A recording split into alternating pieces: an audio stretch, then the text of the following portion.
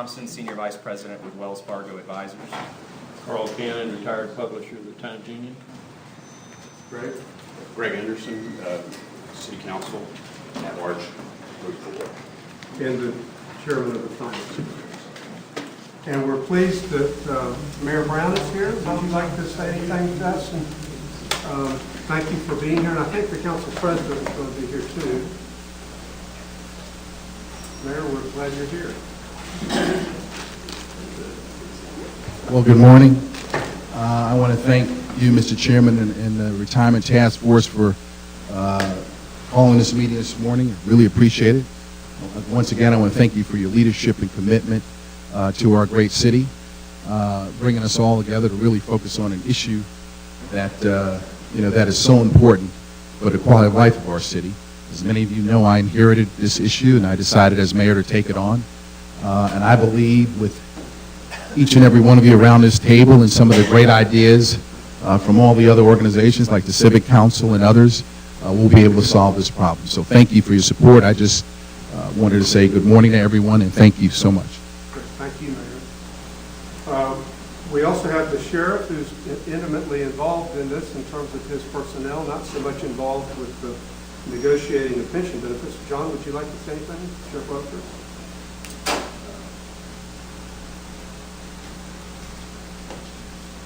Thank you, Mr. Chairman. I also would like to extend thanks to all of the members of the task force and Pew for being here this morning.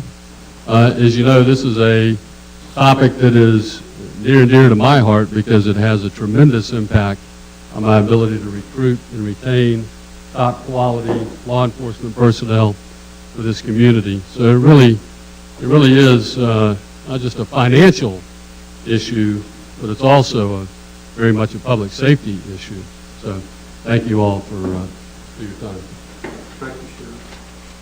And I know Steve Halverson is here from the Civic Council. Steve and Peter Rummel, we're glad y'all are here. And I think that we're really starting to see signs of is the community coming together, realizing that this is an important issue. We've all thought that for some time, but I think the community will is now coming together or working together. We can really make a difference so that next year we won't be talking about this anymore. So I'm glad that everyone's here. I see John Keene has just walked in from the Police and Fire Pension Board. John, we're glad you're here, and look forward to your meeting some of these folks too. Thank you. Well, just a few brief remarks. When we left last time, we had a presentation from John Malott, who had chaired the Atlanta effort. And we had charged off in a direction which I have investigated thoroughly.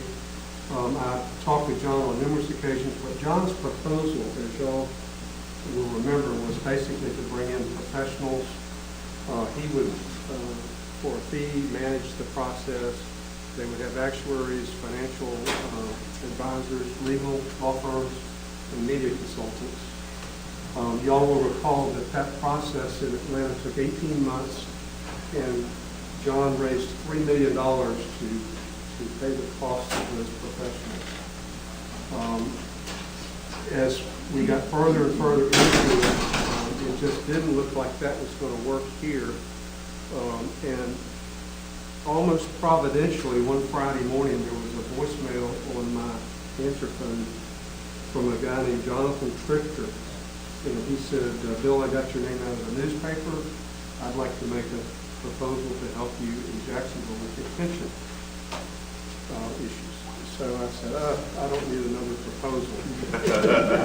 And I almost didn't call you back, John. I think you and I told you that, but I almost did not. But I would call you. But courtesy, I always return my calls. So I called him, and Jonathan said, Bill, I'm with NAWA Group, and we do consulting, but we more importantly work with the Pew Charitable Trust, and we are engaged in pension reform in the country. We've just been in Kentucky and Rhode Island and many other places. We'd like to kind of help you all in Jacksonville work with your pension issues. so I said, and he talked about the same way, bringing professionals to bear and really doing the same sort of services that the Atlanta group was proposing. And I said, well, John, how much is this going to cost? He said it's pro bono. So after I picked up the phone, again, this was truly providential. So why is Pew interested in Jacksonville? He said that the pension system is not part of the state system. It is a troubled plan, and Jacksonville seems to have the political will to do something about it, those three things. So we got further and further along, and we will hear a proposal from the Pew Charitable Trust, Pew Center for the States, I guess, and the Laura and John Arnold Foundation working together throughout the country. And it just really is excited. Jacksonville is really honored that Pew is one of the most respected organizations in the country is going to be here to help us. I also talked about the structure. John from Atlanta also proposed a structure where you engage the political sector much more than we are on the committee. The political sector is certainly engaged. We don't need to say that. But their structure had 5 business people, 5 labor leaders, and 5 political leaders. As I got into it, that did not look like it was going to work here. That we had already come a big distance. We had a group of community leaders from different perspectives that would provide the community judgment to recommend to the political leaders. Plus, the mayor and the city council president, Lawford, felt that it would be better for them to be resources and be receivers of the report, as did Sheriff Rutherford. And when I talked to John Keene at the pension board, he felt that for legal reasons that he either should or could not participate as a member, but certainly as a resource. I want to emphasize everyone is working together. There are just legal issues, as y'all already know, which we'll talk about later. So in terms of the committee, it's my proposal that we continue the committee as it is, but expand it to pick up some needs that we have. So I've asked, and each one of these persons has agreed to serve, to increase our labor participation. Tad Delagold, who's a respected employment lawyer on the labor side, has agreed to serve. Tad, I've only seen him a couple of times. Is he here? He was going to try to get here. But he's agreed to join. Former City Councilwoman Gwen Yates, who is here, has agreed to join, and we're glad for that. Gwen is very important because we don't have another city council person, but we do have someone that's respected by the city council, one who served on the city council for 2 terms and respected for that service and knows the community well. So Gwen, we're glad that you're here. I've also asked David Bohr, who's the CSX pension expert. He's worked with Steve and Peter on the City Council. David is out of town for 2 weeks, but he has agreed to serve. John Thompson, who is with Wells Fargo and Wealth Management, and he chaired the mayor's pension transition team. So that group looked into the pension issue from day one. And John was recommended by so many people that I'm just delighted he's going to serve. And then I felt like the philanthropic community needed to be more at the table to join with you, and to show that the nonprofit sector was also an important part of our community and definitely wanted to participate. So Sherry McGill, who is the president of the Jesse Ball Comp Fund, has agreed to serve, and I think she brings a lot of clear thinking, judgment, and courage to the community and will help us with that. And finally, you already know Carl Cannon came to our last meeting. I asked Carl, as a former journalist, the press is a very vital part of this effort. So we want to make sure that we're dealing with the press correctly. And they're being reasonable to us, and we're being reasonable to them. Because Carl has got a lot of community expertise concerning lots of different factors. So that's what I've been doing. Rogers Towers has missed me a little bit. but hopefully we're structured now to go forward. And at this point, I'd like to have Jonathan Trichter come up and make a presentation on behalf of Pew as he's coming forward, I think. Let me tell you about Jonathan. He is a former public finance investment banker. He's an adjunct faculty member at Fordham University. He founded a university research institute and focuses most of his time on public sector pensions and private sector multi-employer pensions. He is a principal at Mava Group, LLC, a corporate turnaround group based in New York, whose website I never could find. I think they want to stay under the radar. He has been a guest speaker on CNN, Fox News, NPR, and a number of other very influential media outlets. So Jonathan, we're glad you're here. Jonathan Trichter, we'd love, and you will introduce David and Brian as part of your presentation. So we're glad you're here. Thanks. First, I want to thank the task force and its chair, Bill. Thanks for seeing us today and allowing us to come down and talk to you. I also want to thank the mayor for being here and for staying as long as you can. I'd like to thank the gentleman at the Civic Council, Steve Halbstrom, who's here. I read your recent submission to the task force and found it very serious and sober. John Keene, who I understand is on the pension board. Nice to meet you. Hope to talk to you some more.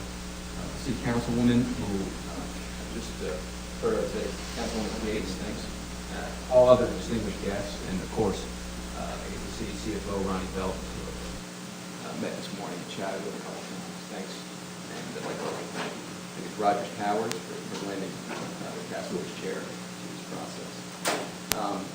As the chair mentioned, my name is Jonathan Trichter. And before I talk a little bit more about myself, I first really want to focus on the project, team of the project, which is a partnership between the Pew Charitable Trust and the Laura John Arnold Foundation. They partnered to help state and local governments with pension reform. And my colleague at the Pew Charitable Trust will come up and speak a little bit more about that in depth after I'm done with this preliminary introduction.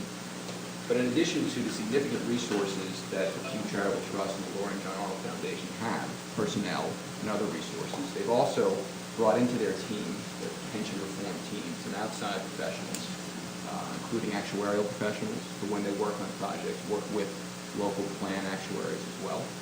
And in certain cases, if need be, finance professionals, restructuring professionals, municipal finance professionals, and other pension experts, and then actuarial professionals who work with plan actuaries collaboratively and also independently verify and analyze and come up with reform analyses and ideas. I am among those professionals. I'm on the Pew team, but I don't work for Pew, as Bill mentioned. I work for a firm, Mava, and I'm in a subsidiary called Mava Municipal. We're founded by a gentleman named Harry Wilson, who runs all of our restructuring work, including plays a heavy role in the municipal work. And Harry has a background in public pensions. He served on the advisory committee in Rhode Island, which ultimately came up with some vanguard pension reform in 2011 at the state level. He also serves as a presidential appointee on the PBGC, which is the federal agency that guarantees private sector pensions. And he served in the Obama administration, the U.S. Treasury Department, on the Auto Task Force as an appointee, where he was responsible for the restructuring of General Motors, which is the largest successful workout in corporate American history. And I work for Harry. I've got significant public pension and private pension experience as well, and municipal restructuring experience, and also municipal finance experience as my time as an investment banker in public finance. Our actuarial professionals are just as experienced in these public pension issues, which is a niche even among actuaries, although they're not with us today. They don't actually get out of the house much, the actuaries, if you have to know the truth. And collectively as a team, I want to just talk about the fact that we've examined dozens upon dozens of public pension plans now as part of this project. We've been through hundreds of billions of dollars in public pension liabilities, and I mean deep forensic examinations of these plans and these liabilities. We've gone through almost all of, if not all of, that we can think of, the major reform ideas that can achieve savings or come to resolutions for plans that are in challenged or in distress. We've been through new plan designs. We've come up with our own. We've achieved success in Kentucky and Rhode Island, or at least our principals, team members, have achieved success, and the team itself in Kentucky, Rhode Island, and elsewhere. And I think my colleague at Pew will talk a little bit more about that in a moment. Most importantly, we have no specific agenda, and I'm sure my colleague will mention this, but this is important to really hammer, because we play a nonpartisan role. We play an advisory role. We believe that pension reform is a unique project, and that no one size fits all. Local jurisdictions have to come to pension reform on their own, using their own ideas, including all of their stakeholders. And what we do is provide fact-based analyses, ideas that local jurisdictions can consider to achieve savings or pension reform or whatever they need, and ultimately decide on their own. But we can certainly lend credibility and accuracy to a lot of these analyses. The process itself would be the task force. We would lend our guidance and our advisory services. We would offer ideas for you to consider, and we'd help create a baseline of data, fact-based bottom line that would help stakeholders discuss things accurately and openly and transparently and factually. This process is well underway. We appreciate that. We're not here today to discuss any particular ideas or solutions. Although we are well versed, by the way, in Jacksonville at this point, just based on public disclosure documents and our own due diligence. And we think there's opportunity here for Jacksonville to achieve real reform. That's one of the reasons why we're happy to be here. And finally, I do want to say that I found in my professional career that when it comes to structuring financial services, financial advisory services, you often get what you pay for. But our team really has more pension expertise than any fancy Wall Street firm or any high-flying financial advisory firm I could think of in New York or anywhere else. And as Bill mentioned, we're free. So how's that for a pitch? With that, I'd like to introduce my colleague as part of the team. He's the senior researcher at Pew, who has been working on public pensions and a little bit more recently reform, but inclusively for, I think, the past 7 years. But if I'm wrong, David Drain will correct me. This is David Drain.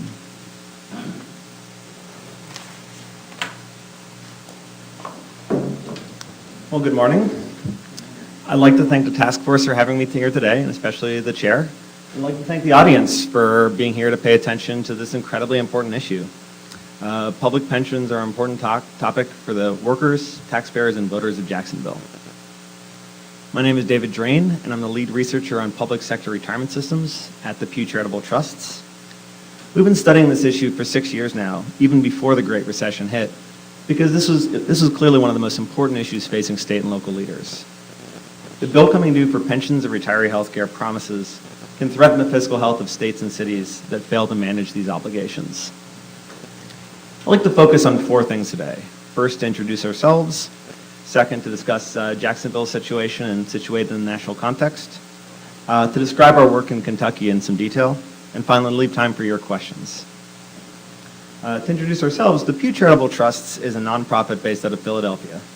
We're funded through the generosity of the Pew family, and our work combines philanthropic work, largely in the Philadelphia area, with research and advocacy on a full array of public policy issues at both the state, local, federal, and international levels. This work is part of our charitable mission, and we do not charge or request any sort of payment for this, and we have no financial stake in the outcome of this. And our topics include things like food safety, corrections reform, environmental preservation, investing in early childhood, and other important areas. What ties all of our work together is a reliance on data. We do not come at these issues with any prior perspective, but instead go where the research tells us. And our work on pensions is part of that. It's based on years of research on the subject, and we, as Jonathan said, we don't have a one-size-fits-all solution to the retirement challenges facing cities and states. Policymakers will need to come up with their own solutions based on budgetary situations, political dynamics, and policy goals. What is clear is that the common thread between all of the states and cities that have managed their retirement liabilities is the fiscal discipline to pay for these promises. These are real challenges. Pension retiree healthcare costs are competing with critical public investments and public priorities, and public sector workers in many states and cities are facing salary freezes and layoffs. But this remains a solvable problem. An open, transparent, data-driven process can be an effective means for identifying the right solution that will keep the retirement promises made and keep retirement benefits affordable and sustainable.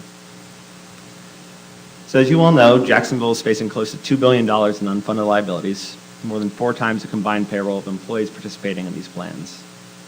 The city needed to put more than $150 million into the pension fund, including more than $90 million into the police and fire plan.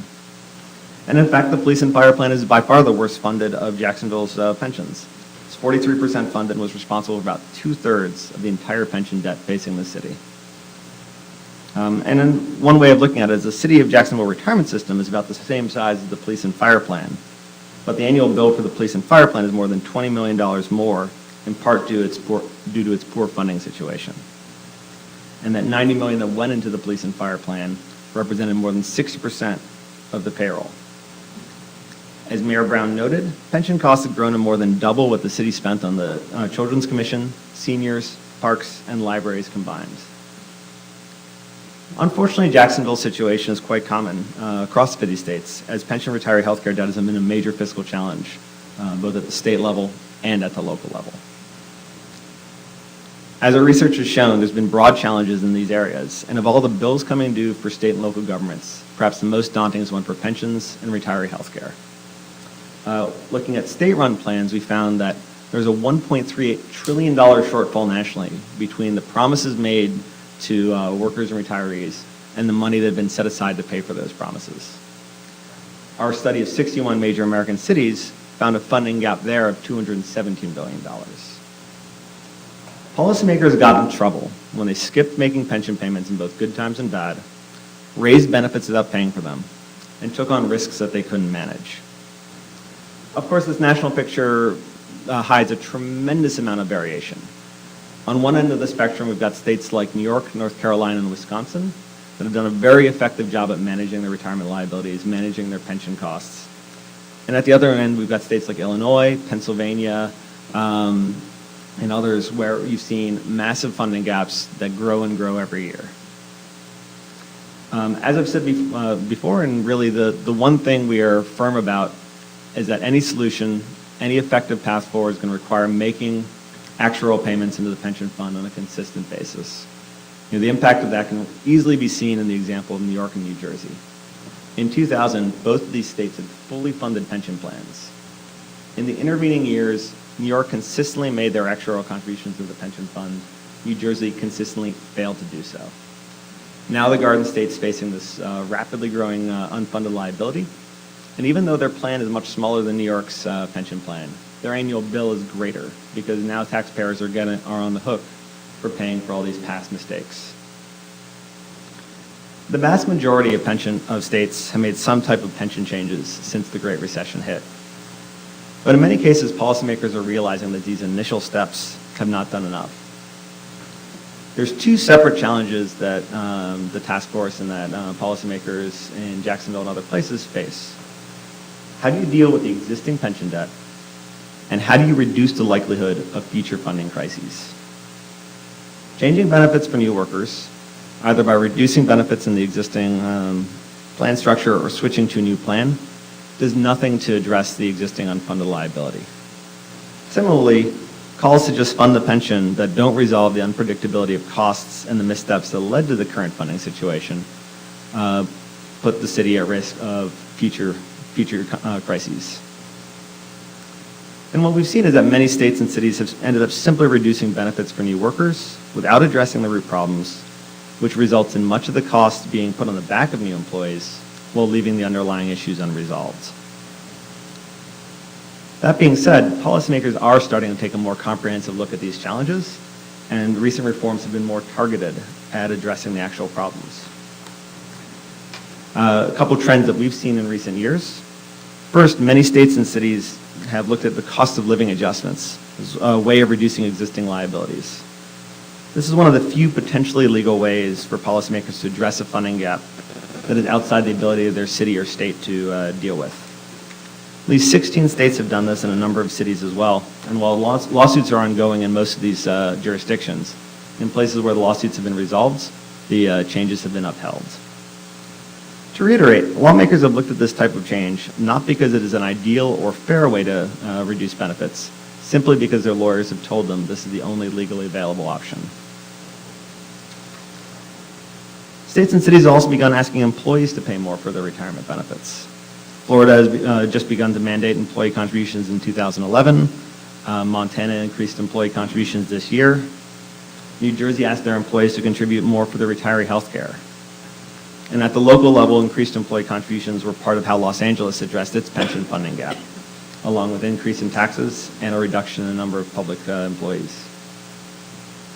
And finally, policymakers are starting to look at new plan designs. Furthermore, rather than just focus on the choice between a traditional pension or defined contribution approach, states and cities have been exploring hybrid approaches that balance aspects of each. When designing a pension plan, policymakers need to think about three things: generosity, risk, and how work is rewarded. Fortunately, the focus has been often solely on generosity and doesn't consider risk enough or how the different plan structures can incentivize and reward workers. Risk work refers to the unpredictability of planning for retirement over a period of decades. It's unavoidable to take on some risk, as issues like how long people will live, what investments in economic growth will do, what employment patterns will be like over the next 50 to 80 years, are impossible to accurately predict. What policymakers need to think through is how to manage, reduce, or share that risk so employees can expect to secure retirement while unpredictable costs don't leave taxpayers holding the bag. Secondly, the way that retirement benefits reward work refers to how retirement benefits are distributed across the public sector workforce and the incentives that are produced. Some retirement plans designs focus their rewards on career employees, while leaving employees who leave after 10 or 15 years with relatively little in benefits. Other designs are more equitable across the workforce. Policymakers need to consider what matches their workforce needs while ensuring that all workers have access to a secure retirement. So that's a bit of the national picture. As said, we've seen three major trends: a focus on COLAs, look at employee contributions, and considering new approaches to plan design. I then want to talk quickly about our work in Kentucky. Now, this is an issue that's already been brought up to the task force here in Jacksonville, and I want to go through the process that we went through in Kentucky. It was an open, deliberative process that led to major changes and a real solution to Kentucky's pension challenges, with the end result being strong, bipartisan legislation. Kentucky was had one of the worst funded pension systems, with the Kentucky retirement system being 49% funded and facing a $12.4 billion unfunded liability. In particular, their state plan funding level was in the 20s and is one of the worst funded large plans in the country. In 2008, the state passed a reform bill, but ultimately found that it did not go far enough. It committed the states to making actuarial contributions, but pushed the timeline for doing so far into the future. It also reduced benefits for new employees, but didn't actually change any of the aspects that led to the existing crisis. In light of these ongoing challenges, the Senate passed a number of pension reform bills, largely focusing on switching to defined contribution plans, but the House defeated each one. They felt that it went too far, it put too much risk on workers. But to be responsive to the clear need for further action, the House proposed a legislative task force. It would be a bipartisan task force made up of Democrats and Republicans, House and Senate, and it would be tasked with coming up with a solution, a consensus approach that would be effective for Kentucky. The Senate approved it, and the governor signed it, and in July 2012, the task force had its first meeting. We were invited there to present the national perspective and our national research, and we were invited back to help them with their ongoing efforts. The meat of what the task force did was really accomplished during August, September, and October. In August, the task force had a major meeting inviting stakeholders from across Kentucky to present their recommendations and to discuss their solutions. This involved labor groups representing local governments, groups representing public employers, retirees, taxpayers, and voters from across the political spectrum, representing both local and state interests, workers, and business interests. Each of these groups had an opportunity to share how they viewed the pension situation and to give their recommendations for how the state could address these issues. We then took all of these suggestions and asked the actuarial firm we work with, October 3, to help us analyze the different approaches suggested in that August meeting. And in September, we shared these results with the task force. In particular, we focused on the different proposals that could actually impact the state's fiscal situation. Some proposals that did not have significant impact, like cutting benefits for legislators, may or may not have been the right move for Kentucky, but would do nothing to move the dial, and we let the task force know that. In September, we also shared some of our analysis on plan design, showing the impact of workers and on costs of 4 different approaches: keeping the traditional defined benefit plan, switching to a defined contribution plan, and 2 hybrid approaches. One that looked a lot like Rhode Island's reforms, or Atlanta's reforms, a smaller traditional pension and a individual retirement account, and also a cash balance option, where workers get an individual retirement account, but also get 2 of the key protections commonly associated with a traditional pension: a guaranteed benefit and access to annuities, so you have a lifetime benefit that never runs out. Based on the testimony of all the various groups, including Pew, as well as our analysis, the task force identified a package of recommendations that ended up being the basis for the eventual reform legislation. The recommendation included 3 basic pieces. First, a commitment to fully funding pension contributions beginning in the next budget. Skipping payments was a major contributor to Kentucky's pension challenges. Without the state stepping up to the plate on this, no reform effort would work. Second, a requirement that all future cost of living adjustments would be pre-funded. Historically, when Kentucky offered cost of living adjustments, they were not paid for but simply added to the unfunded liability. This is unsustainable and threatened the solvency of the system. Going forward, the retirement system will inform the legislature when it comes time to do the budget how much it would cost to fund a 1.5% COLA, and the legislature can decide whether to offer the COLA and to allocate the needed money.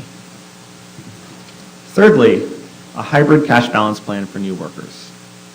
Regular employees would contribute 5% of their pay to their retirement account, and their employer would set aside an additional 4%. This matched the existing cost structure of the prior system. Each year, the account will be credited with a minimum return of 4%. If long-run returns are above 4%, the employee was credited with 3/4 of the difference between the 5-year average of plan returns and that 4% guarantee. So if the 5-year average is 8%, the employee gets 7%. And if the next year a recession hits, the employee still gets that 4% guarantee. When the worker retires, the money in his or her account can be converted into an annuity, so retirees don't have to worry about running out of money. Public safety employees got a more generous version of that plan, with employee contributions at 8% and the employer set aside at 7.5%, meaning that the eventual benefit will be better and they can retire earlier. The task force voted to support these recommendations by a vote of 11-1. Then a bill was introduced based on these recommendations. One issue that came up was where to find the money to make those additional pension contributions. Because the task force was focused on a consensus process, they couldn't agree within themselves on whether to cut spending in other places or raise taxes. But ultimately, the House and the Senate were able to resolve this and reach a compromise that found about $100 million extra each year to pay for pension costs. The final legislation was estimated by the state actuary to save more than $10 billion over the next 30 years. And, now, until the pension debt is fully paid off in 30 years' time, there will be a fiscal burden for the Commonwealth. But without these changes, the bill would have grown each and every year, and a solvable problem would become an unmanageable crisis. These recommendations were informed by the analysis we were able to share in Kentucky, but they were driven by Kentucky policymakers and stakeholders.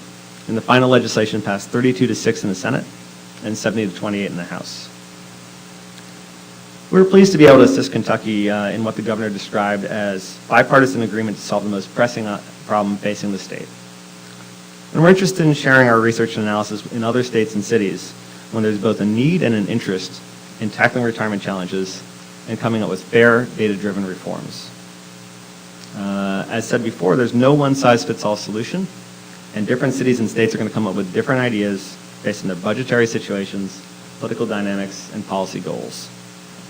That being said, all effective solutions will include a path towards paying down the retirement debt, along with a plan in place going forward that will be affordable and sustainable, and will give retirement security to workers while meeting the workforce needs of the employers.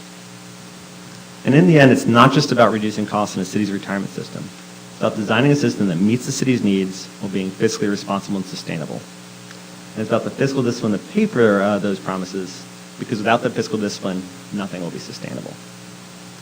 Thank you so much for your interest and attention. We're available to help this task force as you pursue this critically important project, and we're looking forward to taking your questions. Thank you, David. As y'all can see, Pew has been involved around for a long time. Questions about how they might help us in Jacksonville, anything responding to your presentation?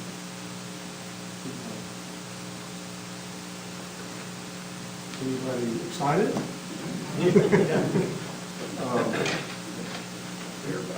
Yeah. Can you give me some sense of timeframes and in your most recent experience? How long did it take? Who did you work with? Who led the process?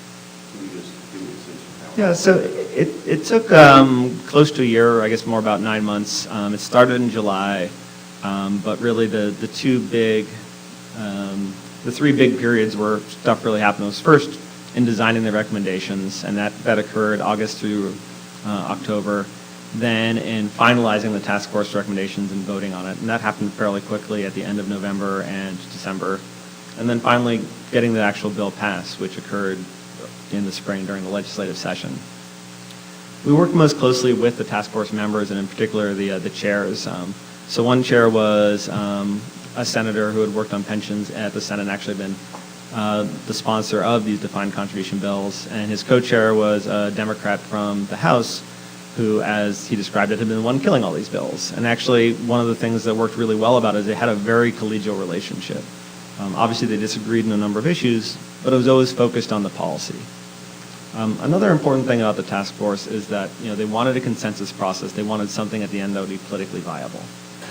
Coming up with a great idea that doesn't meet what the voters and the legislators are interested in just leads to nothing happening.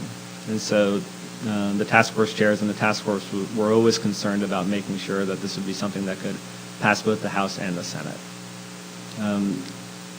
In terms of who else we worked with, we obviously were in close contact with the retirement system, and I think that was useful in a couple ways. First, it's they're obviously an important part of any sort of retirement solution, and they're going to be the ones implementing it. They're the ones who have all the data and have a lot of the material that we need to do our analysis, so we need to work closely with them to make sure we understand the problem precisely. But then second, one thing that we found helpful in working with them in Kentucky was they actually were able to, when it was time to design the final reforms, to try to make it, to try to implement it in a way that would be really easy for them to administer and implement, to try to make it as smooth a transition as possible. And that was a helpful aspect of working with them. We had talked about just on the schedule, and if you see that you divide the schedule into the analysis and design, and then the follow-up. Because what David said, it took them about 4 months, 3 months plus a month to get it finalized. And that's sort of what we've been talking about now. They've already got a lot of the information from the city council, the pension board. So they've got a lot of stuff already. So we've been talking about in terms of a schedule of having an October meeting, just thinking out loud now, where we could bring everything together in terms of any recommendations that anybody wants to make. In November, they will have analyzed it. In December, they will have recommendations that we can finalize. So that by January the 15th would be an outside date that we would then deliver consensus recommendations to y'all and to the mayor and to the pension board. And then the political process is getting approved. Hopefully there would be such a consensus that would be something that would sail through. That will take a lot of thought. So think that fits with the timing that President Alford, who I see has come in, as you're here, and the mayor have talked about, and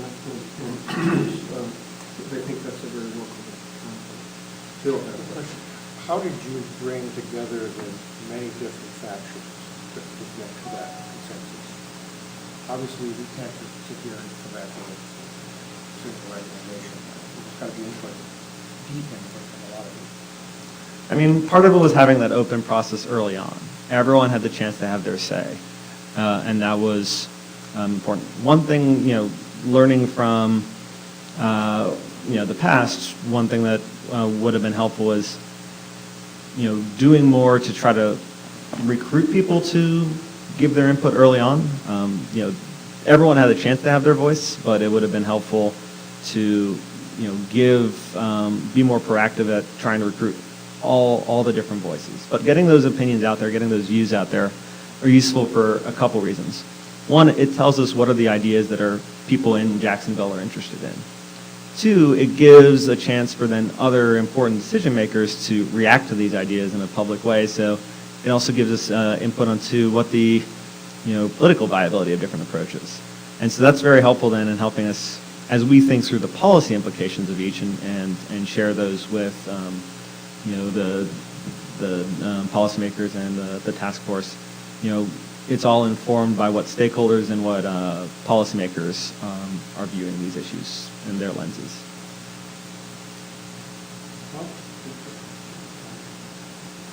Other questions? Just a second, let me just see. Gwen, I probably should have asked you to sit up here. Maybe we'll invite you to do that when you want. Other questions? Yes, Carl. Tell me how, I'm just sitting here thinking about reforming a state is one thing. But, and then kind of starting from scratch and getting input. But as you know, we as a community are kind of way down the road.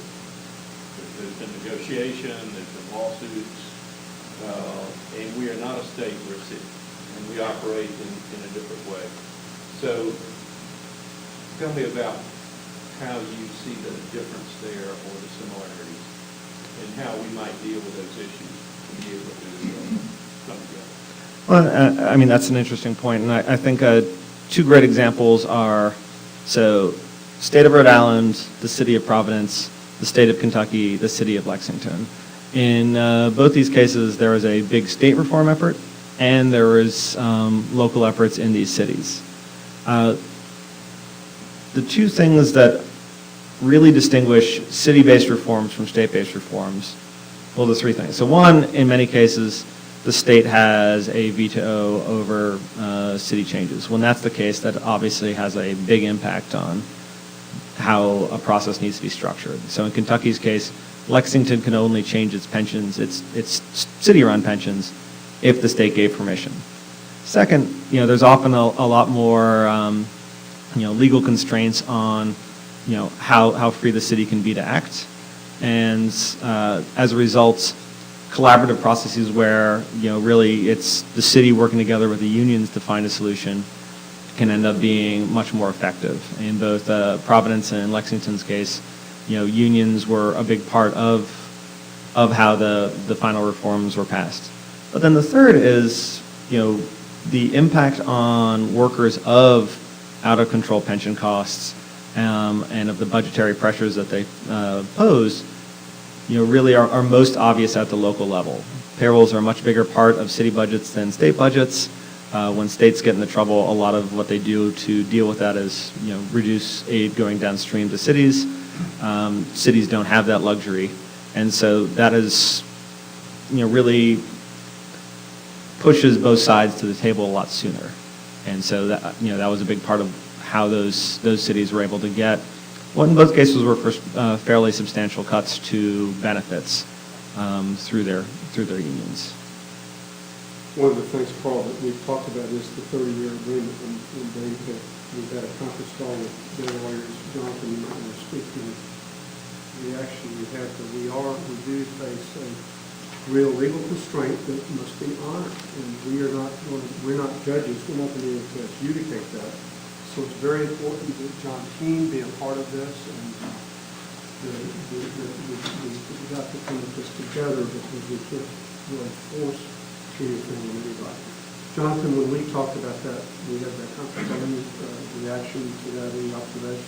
Just that pension reform sometimes takes all three bodies of government, legislators, executives, sometimes judicial. It's a take out for Jacksonville.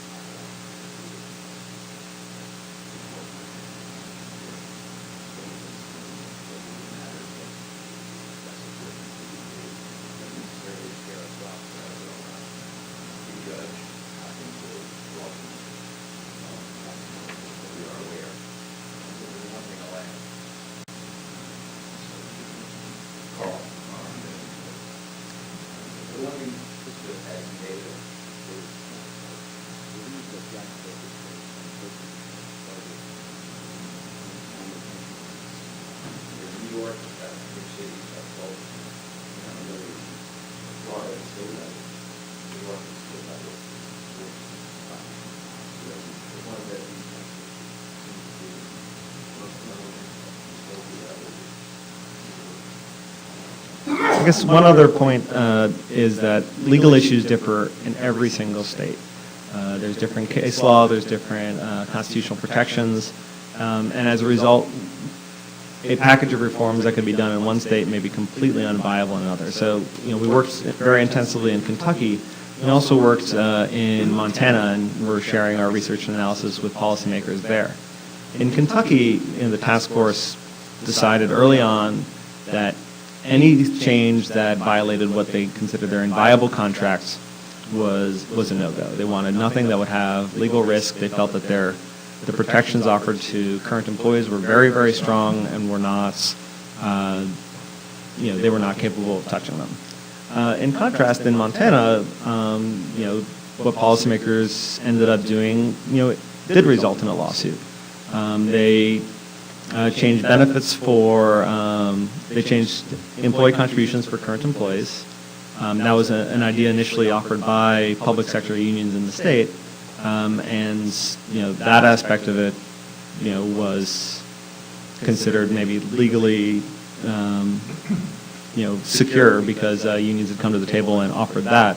But then legislators added in as an additional risk-sharing mechanism, making cost of living adjustments contingent on the health of the fund. And that's something that now employee groups are in litigation about. And, unfortunately for policymakers trying to make decisions, in many cases there is legal uncertainty. Sometimes it's worth going down that road. Other times it's worth, making sure that everything you do is 100% legally in the clear. And it depends on how bad your situation is and what you need to accomplish.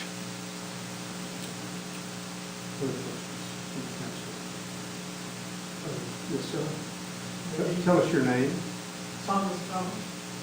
And who do you represent? Who do you represent? I'm a marketing consultant licensed, and I've been analyzing JEA in the city for years. I have a question. The city has an independent authority that owns the Port Authority, the Aviation Authority, the Electric Authority, and the Transportation Authority. These assets are not producing any revenue for the city, period. Their value is $10 billion. So if they were to sell this in the open market, which is available in the United States, of investors who are buying municipal property for an investment, if you did this, you would generate $1 billion just on the face value of the $10 billion on our millage rate of 10. So my old question is that why do we have a non-basis of return on a $10 billion investment, and we're out here trying to borrow $1 billion to just get rid of it? I've already tried to sell the JEA to Florida Power and Light. That process is in the making. That saves the residential customers 20% on their bill, And commercial customers save 27% on their bill because of the lower rate. Now, I say to all of you, mission, about what you're doing. You got $1 billion sitting out there like you're nickel and diming it to get with meetings, and people don't even know what to look at in the city budget. I did 2 tours in head office of Shell Oil Company.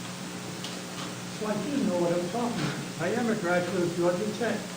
Well, I'm not stupid. I spent all of my time working on this. And I'll be 91 years of age next month. And I'll keep working until I'm 95 until I change how this city operates.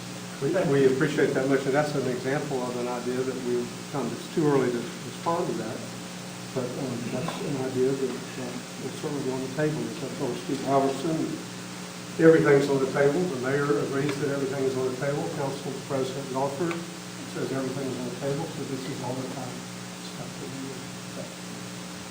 Yes. My name is Bill Gassett. I represent the mob. In that this is a very highly sensitive issue, as you know, and it's something that you and I as an educated person don't understand really what's going on, except occasional, kids in the paper or some local guy stand up and say, on the park.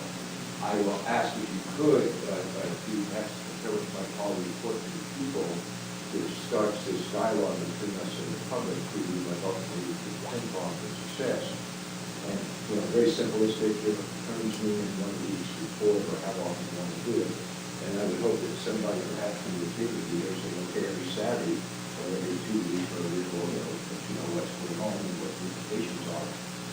Because as you stated earlier, we got a little early, I think it's going to cover so much academic. The other concern is that in the other 2 areas you mentioned, actual answers in the report, it did require reliance on the state to help out. My question is both financially, I think, and to some extent legally. My question would be, is the state of Florida compared to the state legislature compared to get into this project if they're not already doing so, and if they could, how could they help out? Well, and one thing we've done in the places where we've worked is prepare. But one thing we've done in the places where we work is provide a briefing that's available to the policymakers, to the public, to the press, about the pension challenges in a given jurisdiction. So that's public education, making sure that everyone's on the same page and is working off the same set of facts is an incredibly important part in the process. We certainly agree, and the press, as I've said, is very important and crucial to informing the community about what we're about. In fact, I've said at every meeting, and I'll say it now, is there a member of the press, have we not asked the question that y'all would like to ask throughout the community? Let's just get, well, What I have to do, the savings on the sale to Florida Power and Light, between the commercial and the residential customers, we would save $300 million a year on our electric bill. thank you. Okay. Any other questions? Yes, Eric. Eric Smith, attorney. Many of the pension plans around the country were doing fabulously well prior to the crash, or whatever they call that thing that happened in 2008. But it would appear that most of them did not take some of the wonderful gains that were being had and have a mechanism or a structure such that those gains could be preserved. They just kept doing what they were doing. And so they fell victim to the crash in a much more devastating way than they should have. In the plans that you devised or worked with people in Kentucky, I think that was your primary model, did you recommend or did they include a new kind of structure that might help keep those plans safe to the employees and the governments in the future? And what would that plan be? Well, first let me address the initial piece. So really the crash that did a tremendous amount of damage to public pension financing was the one in 2001. So in 2000, the majority of public pension funds had surpluses. Overall, public pension funds had money set aside to pay for all of their liabilities. And then a couple of things happened. First, times were really good. People expected those good times to go on. They took pension holidays and they raised benefits without paying for them. Then, when the crisis hit, you saw, contributions go up.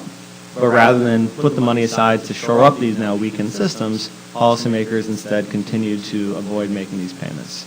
So when we look at public pension funds in the U.S., what we see are really three types of situations.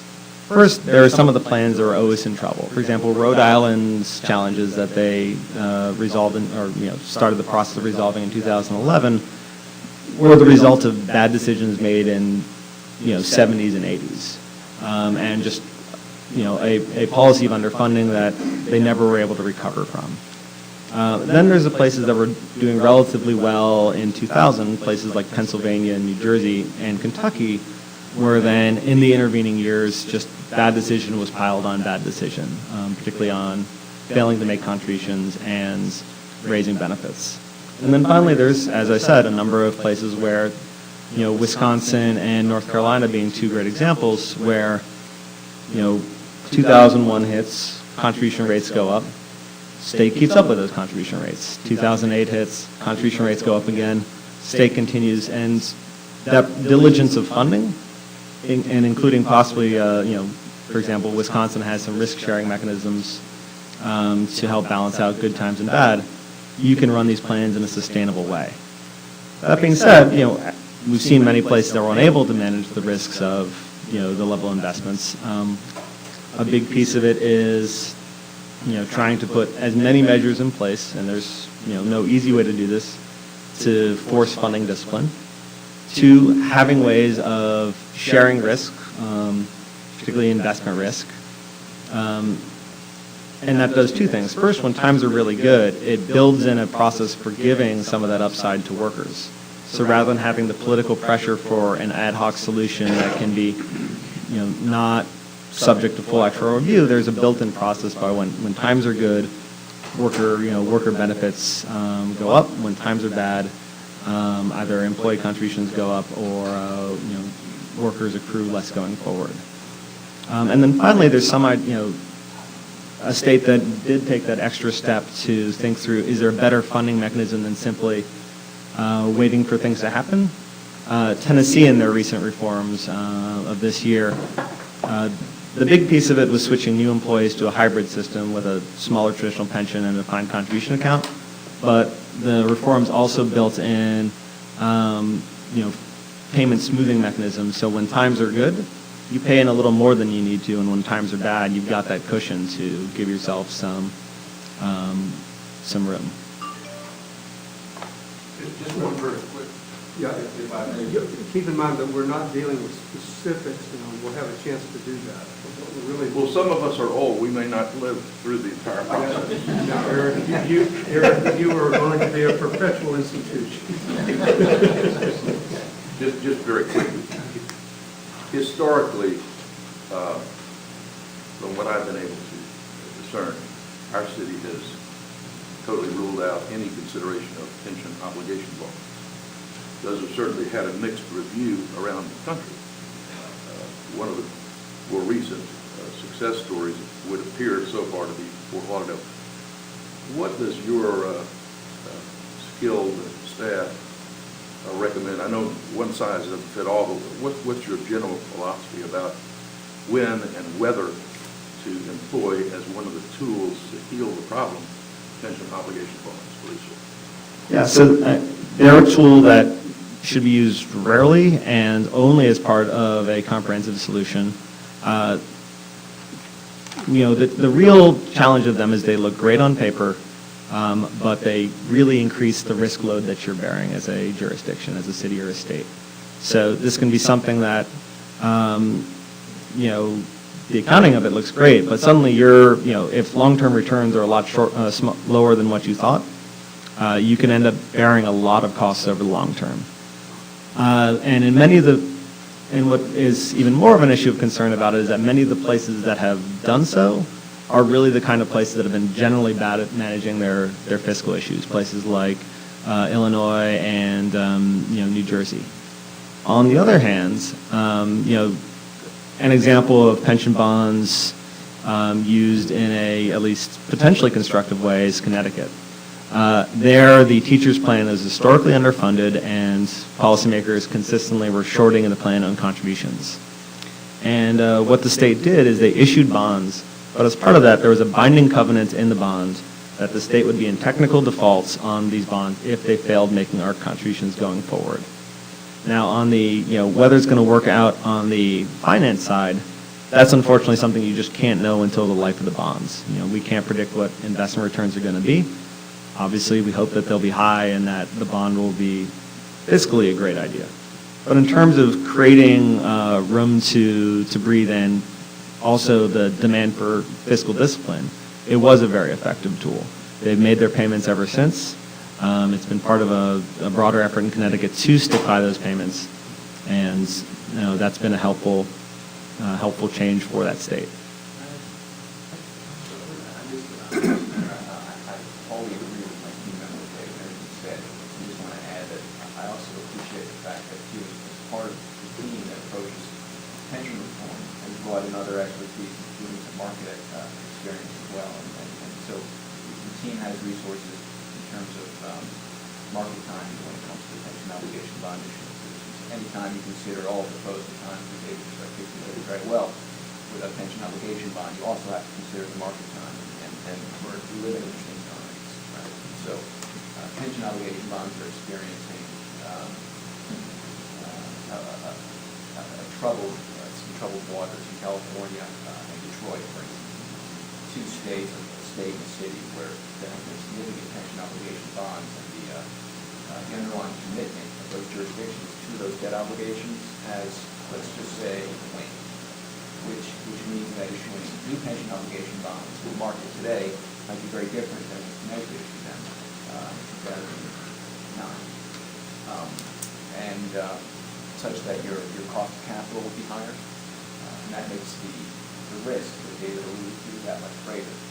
The whole risk of issuing the pension obligation bonds, trying to earn on your proceeds more than the cost of issuance, and that dynamic has shifted. It always shifts, but it has shifted potentially sizably in the past several months. So we'll see if more pension obligation bonds come to market to see what the so-called pension penalty is, and whether or not that dynamic is shifting. And in the final analysis, it really matters what your borrowing cost is when trying to decide if pension obligation bonds are the right tool. So, talked about this broad effort to have stakeholder input. In Kentucky, AFSCME was a big proponent of pension obligation bonds, but their initial analysis, which looks favorable, assumed a much lower borrowing cost than the state ultimately felt it could borrow at. What AFSCME thought that the state could borrow at, there's pros and cons of that decision, but it's something that would be potentially doable. What the state felt it could borrow at was much higher, and at that point, it clearly was not a sound approach. Don't let anybody think that the tax exempt rate, that's one example of how the state can make and analyze these things. These are taxable debts, and so that's increasing the cost of capital. That said, they are nevertheless a tool that can be part of a comprehensive reform, but they are certainly not deserving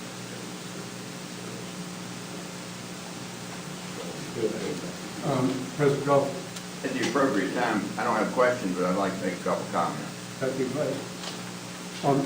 Again, reactions. What I was hoping we would come out of today with was an encouragement to invite Pew, which we would formally vote on at our Friday meeting, because I didn't want to just spring this on you.